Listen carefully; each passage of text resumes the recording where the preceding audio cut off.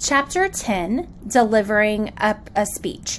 So in this chapter, we're going to talk about kind of beyond what we went last time. We talked about organizing and outlining and researching. So that's half of the process. Half of the process is choosing your topic, developing your main points, getting support material to support your points, organizing it in a way that it's easy for the audience to follow, having adequate information that it's powerful and it's meaningful.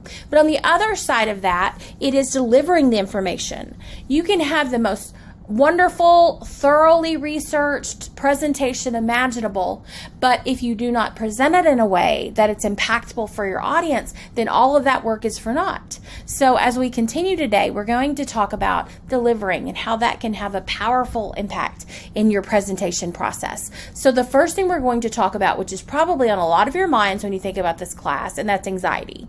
So we'll look at communication apprehension, and we know that that's the fear or anxiety experienced by a person due to real or perceived communication with another person or persons. So there's two categories. There's trait CA. This would be if you are an anxious person typically, then there may be communication interactions that brings about that same type of anxiety. State CA is when you have anxiety leading to a certain communication interaction. So it may be someone that's very personable, that's an extrovert, that's a great conversationalist, but when it comes to public speaking, they struggle. Or it may be sometimes that even with interpersonal communication, conflict is when the anxiety comes around. So the anxiety only comes around in certain situations. 15 to 20% of people experience high trait communication apprehension, and 70% of college students experience some trait of communication apprehension. So public speaking anxiety is a type of CA that produces physiological, cognitive, and behavioral reactions in people when faced with a real or imagined presentation. So physiological responses are physically what happens to you when you are anxious because of a public speaking engagement. This can be increased heart rate, flushing of the skin or face. I've had students through the years that broke out in hives on their neck and face, sweaty palms, just to name a few. Sometimes it may be you get a headache really bad when you're anxious. It could be that you get sweaty when you're really not hot, and it wouldn't be a situation that you normally would be. So our body reacts to the level of anxiety that we have, and we have a physiological response. On the other side of that, we have cognitive reactions. We have the negative self-talk that happens in our brain, and it's very intrusive, and it really increases our anxiety. So that's when you're just worried about, people are going to judge me. I'm not going to do well. I'm going to forget what I'm going to say. All of those things that we allow to go on in our mind before a public speaking opportunity, that instead of helping us, it hurts us. It kind of brings us down. So you have to be aware of those things. So addressing public speaking, there's 3 ways to address this issue. It's systematic desensitization, when we become less anxious about something when we are exposed to it more often, meaning if you don't like it and you're anxious about it and you have multiple opportunities to do it, that anxiety is going to go down. It can result in reducing that anxiety. Cognitive restructuring, change the way you think about something. No, I don't want to give this speech, but if I become better at this and improve this, it's really going to help me in my career.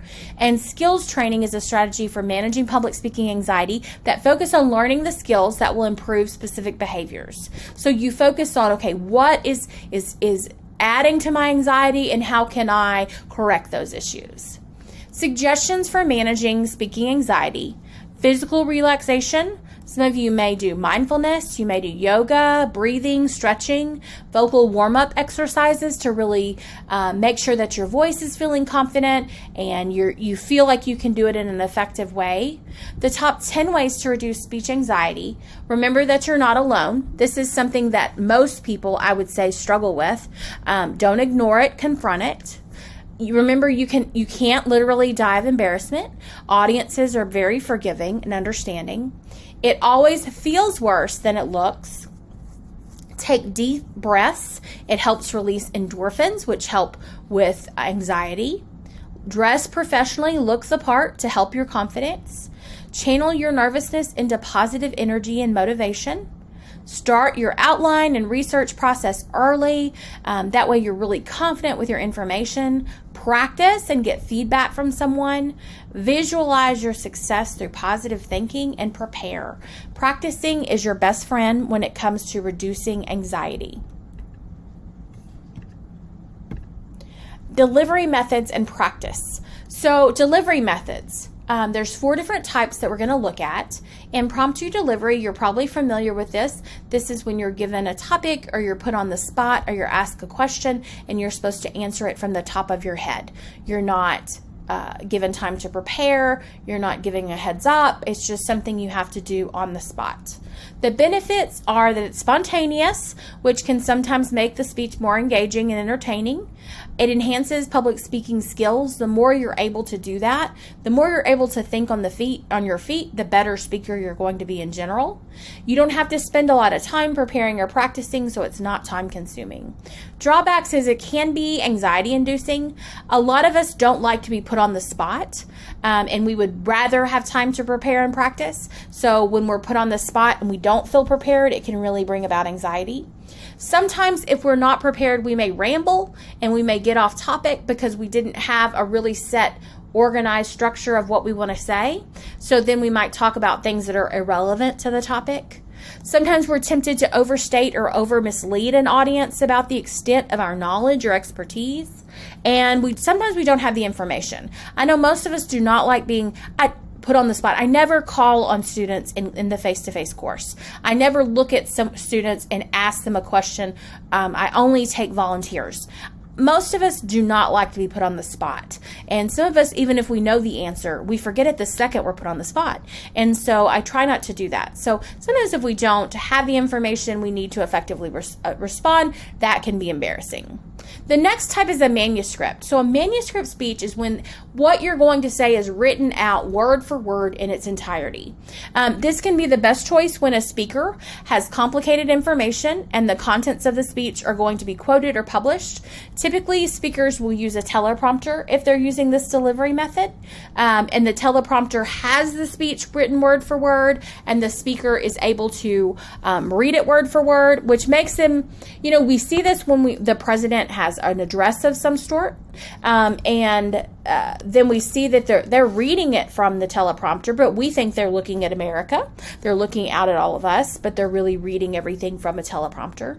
So a manuscript speech is important, and it's an effective way to deliver your speech if you're someone that every word that you say counts and every word has to be correct. And if that's the case, then a teleprompter is a good way to do it. So the benefits are that it's precise. If you have complex information such as stats or quotes, all of that's there for you to read. The entire content of the speech is available for reference during the delivery. The speech will be consistent in terms of content and time length, which is beneficial if you're doing the same speech multiple times. So the drawbacks are if you use a manuscript and you don't have a teleprompter, you're basically reading to your audience. And when you read to the audience, you're glued to your paper or your notes, and you're not developing a rapport or relationship with them. It's also not very engaging with the audience. That's challenging because your focus is on your notes. You have everything written word for word. You're not focused on the audience. You're unable to adapt the information to meet the audience's reactions. You're confined to the content of the manuscript. Sometimes speakers would read the entirety and they don't practice enough because they get nervous, and so it's not very fluid and it's not smooth. Speakers who are able to make eye contact with the audience may still sound like they're reading the speech unless they have proper vocal variety. The memorized speech, completely memorizing a speech and delivering it without notes. Some students try to do this. I've had many students through the years that try to memorize their speech. That typically comes from the fact that they received some constructive criticism on the amount of eye contact that they have. Now, here's the thing. Memorizing a speech takes away a lot of the natural speaking style of a speaker. When we memorize things and we're then presenting it in front of people, our focus becomes I can't forget what I'm going to say, and our focus goes away from making sure we're impacting the audience. And we all know that our memories fail us, and the older you get, the more you'll really realize that our memories can be fallible. So it is important that we have notes there to help support that. So the benefits are, again, if you have precise, complex information that needs to be perfect, you can memorize those things. Speakers can directly engage with the audience without worrying about looking at notes. The speaker will be consistent in terms of content and time length. And drawbacks, it's very time consuming. In order to really memorize a speech, commit it fully to memory, that takes a lot of time. Speakers are unable to adapt information to audience reactions because you're confined to the content. Many times if someone loses their place and it's memorized, then they need to start all over in order to figure out where they got lost. Since everything is pre-planned, it seems a little bit too confined. It doesn't seem genuine. The speech can sound like a recitation if the proper vocal variety and pacing aren't used. It's many times the speaking style is just very unnatural instead of conversational. And most speakers avoid eye contact because they don't want to be distracted. It's like, oh, I'm afraid I'm going to look this person, and if they make a smile or make a face or look confused, then I'm going to get completely distracted and I'm not going to know what to say. Extemporaneous delivery is what we will be doing in this class. It entails memorizing the overall structure and main points of a speech, and then speaking from a keyword or key phrase notes. You will want to start practicing early and then continue to practice to revise your content. Invest quality time and effort in making sure your outline is helpful to you. Highlight things, make notes to yourself. And as you prepare your outline and presentation notes, you'll internalize the speech and it becomes solidified as you practice. So the benefit is the content and delivery appear more spontaneous and natural, and it's more conversational. The speaker can include quotes or complex information in the outline if you need to get it exact and you can't make mistakes.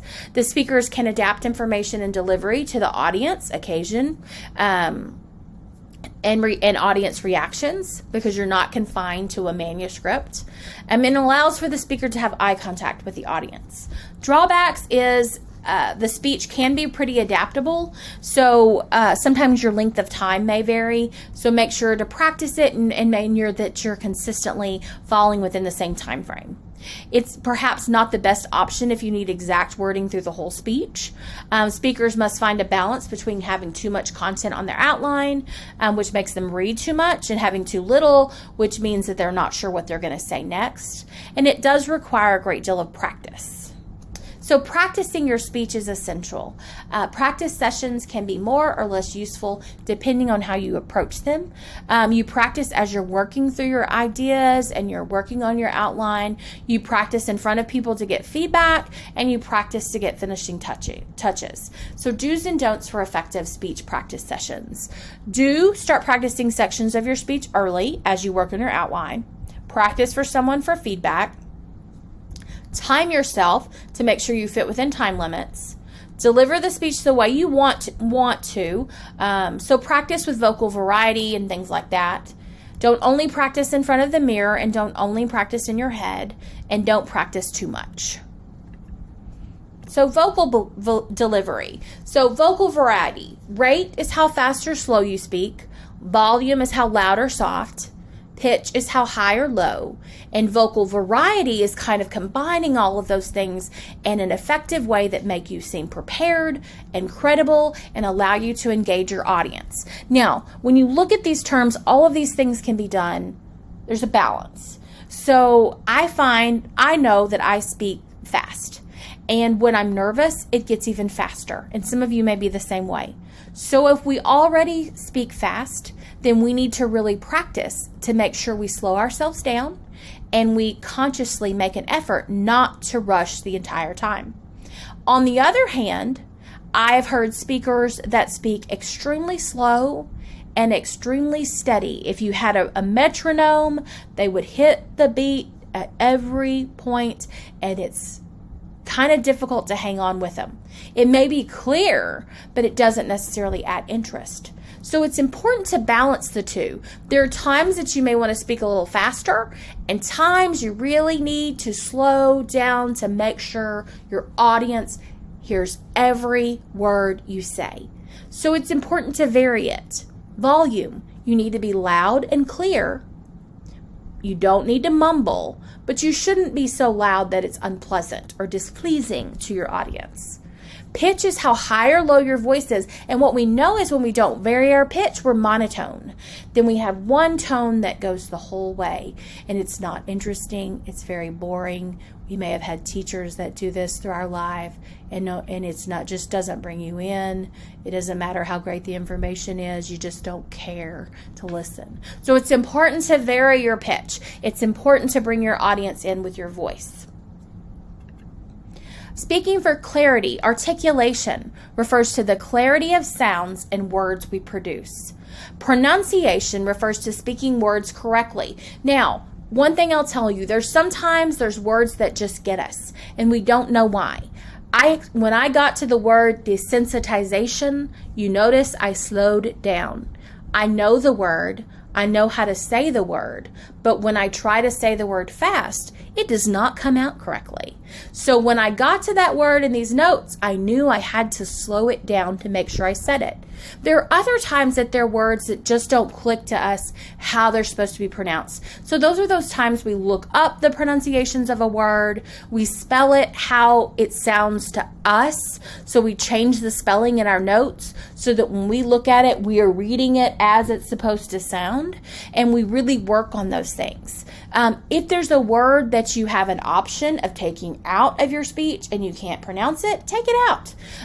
Don't stress yourself if it's optional. I would rather you simplify your language and speak clearly. Fluency refers to the flow of your speaking. That means that things flow well together. There are not as many interruptions. You're not choppy. Everything goes really well together. Now, some of us, that comes much more easier than others, just like the things on the other page. For some of us, pitch is very easy. We're animated when we speak. And so it's not a challenge for us to be animated when we give a speech. For some people, fluency comes naturally in their voice. For others, it doesn't. So some of us, this is a bigger challenge than others. So there's two main disfluencies. There's fluency hiccups, which are unintended pauses in a speech that usually result from forgetting what you were saying or being distracted or losing your place in your notes. So we all have those things happen in everyday conversation where our mind goes blank, we're not sure what we're going to say next, or we look at somebody and their look throws us off a little bit. So those things happen. But then with that usually comes verbal fillers, and we're all guilty of this. Every one of you will probably do this in your speech unless you read it word for word like you're not supposed to. Verbal fillers are words that speakers use to fill in the gap between what they're saying and what they're saying next. So when our brain can't catch up for us, when we're having to really process what's coming next, and we have a pause, we tend to say, Some people do this a lot. Some people do this really a lot when they're giving a speech. There are some students that I find that every third word or so is and it just comes out nonstop. What can we do to avoid that? We can practice. Now, is it going to happen some? Sure. It happens some in everyday conversation. And for a lot of us, we don't even realize we're doing it until someone calls us on it and says, you've said or a lot. When I taught high school public speaking, we would do the Olympics, where students would take turns with impromptu speeches, and the second they said an or they were out, and we kind of had a tournament. And you realize that even when you're consciously trying not to, it just slips up there. So just the more prepared you are, the better you will be in reducing those verbal fillers. So common causes of fluency hiccups: lack of preparation. If you're not prepared, if you haven't been preparing ahead of time, this is going to happen more. If you're not writing for speaking, so sometimes we make the mistakes, like I mentioned with the thesis statement in the last chapters, that when we're writing for English class or we're writing a composition, we make really long sentences. We might have a lot of commas and semicolons. We use every big fancy word we can think of to sound sophisticated and educated, but it's not that way for speaking. We want simple language. Our audience has one opportunity to hear what we're going to say and to understand it. So simplify your language. Simplify the structure of your sentences. When you try to have long, wordy, complicated sentences, you're going to have a very difficult time delivering those in your speech. A poorly prepared speaking outline. So make sure you make the outline workable for you when you're giving your speech. I highlight things for me. I make notes on what I need to click for the PowerPoint. So make it workable for you. And then a lot of times distractions happen, and those are things you can't necessarily plan on. If you have class members or audience members that are on their phone and it kind of ticks you off and that distracts you for a second, those things will happen. Just be aware of the things that are controllable. You can control your preparation. You can control your outline. You can make sure that you have simplified language. And if you're confident with all of those things, then your distractions aren't going to impact you quite as much. So the physical delivery, the face and delivery. Like we talked about earlier, for some people this is much simpler than others. Facial expressions. Some of us are really animated. Some of us, our face tells what we're thinking and feeling even when we do not want it to. But our facial expressions really add impact for the audience. It shows the audience that you're enthusiastic about your speech. It also helps set the emotional tone for your speech. So your face tells your audience a lot. Some people are more stoic. They have very few facial expressions. They probably get in much less trouble than I do because my facial expressions get me in trouble all the time. So that's something those people will have to purposely work to incorporate that into your presentation. Eye contact can be used to establish credibility and hold your audience's attention. If you're not looking at your audience, you're losing them and they stop looking at you. If you're reading from a paper and you're not engaging with your audience, then you're losing your audience and the impact of your message is going to be lost. It's important to have eye contact with your audience. Now, that doesn't mean the entire time. I do not in any way encourage you to memorize your speech. That means a balance of using your notes and looking at your audience. And it takes work and it takes practice. So tips for having effective eye contact. Once in front of the audience, try to look at your audience as much as possible in the introduction. And I think it mentions here, try to look in the introduction and the conclusion. So make slow and deliverable eye contact, sweeping through the whole audience from left to right, not necessarily at one time, but just make sure you pay attention to each part of your audience. Don't look above the audience's heads. I know sometimes high school teachers recommend this. Don't look above their heads to the back of the wall. Then it just looks like you're looking at the back of the wall, not at your audience. Don't make eye contact with just one person or a couple of people. You need to distribute the eye contact across the room. And if possible, try to know your introduction and conclusion as well as possible so that you're engaging your audience in the beginning and the end. So physical delivery. Be aware of nonverbal adapters. So, a lot of us are fidgety. Extra movements caused by anxiety. You may tap your foot. You may wring your hands. I have students that take pens up and they click their pens. That's super fun. A paper clip, twirling your hair, jingling change. All of these things distract from your message. A confident posture and purposeful gesture and movement can enhance your message and credibility instead of take away from it. So make sure you have good posture. Sometimes a lot of us struggle with that. I find that males in my class sometimes struggle with that more than females do. If there's a podium, then they feel like it's there to physically hold them up and they lean on it, and that's not what we want. So make sure to stand up straight. Gestures include arm and hand movements. Now, if you talk with your hands in regular conversation, you may need to tone that down a little bit. Your gestures and movements should be purposeful. It should emphasize, it shouldn't take away from. Movement only when in transition and when it's purposeful. So sometimes speakers move, they stand in the middle of the room for their introduction, they transition over to the podium for the body of their speech, and then they move back to the middle of the room for the conclusion. So movement's a good idea, but just don't pace or float around the room. Be careful with swaying too. I've found that that's a pretty popular nonverbal adapter. So credibility and physical delivery. Audience members primarily take in information visually and auditory. So Personal appearance does impact your message. Looking like a credible and prepared public speaker will make you feel more like one and will make your audience more likely to perceive you as such. So think of business casual, avoid jeans, flip-flops, hats, chewing gum, etc. Think of general business casual rules for males and females. One thing I do notice sometimes with females is avoid jingly jewelry. So if you have multiple bracelets and they make noise when you use your hands and gestures, that can be distracting. Boys, I think coins in pockets sometimes it does that also. And make sure you're polished. Make sure there's nothing that's distracting your audience based on something on you, that you're wrinkly or you have a stain or you have dog hair, which is half of my life. So just make sure things look polished. If you feel comfortable about how you look, your confidence will also roll over in the speech. Throughout the years, I've had many students that I could tell were not comfortable in what they wore. Maybe it didn't fit quite well, and they didn't seem insecure until they stood in front of the audience, and then all of that felt that way. So just kind of think about what you wear when it's time to give your speech. Visual aids are a huge part of delivery. They convey support material to your audience, and they help you kind of incorporate them to add to your speech. So the following tips will help you with visual aids. Only have visual aids displayed when it's relevant to what you're saying. Practice with your visual aids. Make notes on your note cards and outlines to make sure you know when to change slides.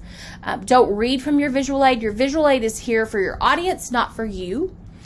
Check your technology to make sure everything's working. Specifically, if you're going to a room you're unfamiliar with, just make sure your PowerPoint pulls up correctly, that the sound, if you have video links, works correctly, that everything's working effectively. Proofread visual aids. Bring all the materials you may need to make your visual aid work, and have a backup plan just in case it doesn't. I hope these things can help you in your presentation process, that'll help you kind of know some of the delivery aspects to kind of work on as you practice for your first and next presentations.